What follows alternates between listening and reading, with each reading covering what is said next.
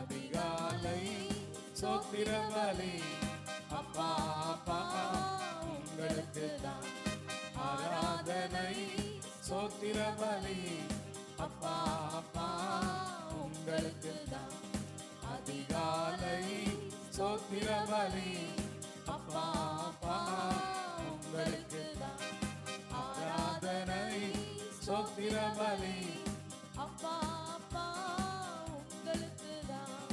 யெகோவா ஈரே எல்லாம் பார்த்து கொள்வீர்.